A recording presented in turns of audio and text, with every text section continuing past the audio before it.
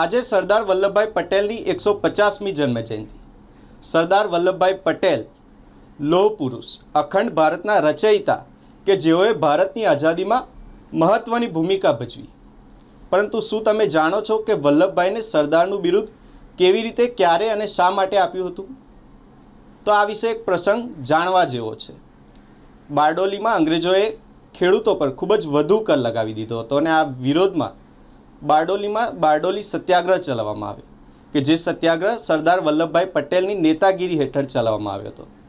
આખરે અંગ્રેજો ખેડૂતો સામે ઝૂક્યા, ખેડૂતોનો વિજય થયો અને આ વિજય સભામાં એક મહિલાએ, ભીખીબેન નામક મહિલાએ સરદાર વલ્લભભાઈ પટેલની નેતાગીરીથી આકર્ષાઈને કહ્યું, અરે વાહ વલ્લભભાઈ, તમે તો અદ્ભુત લડત ચલાવી, આજથી તો તમે જ અમારા સરદાર.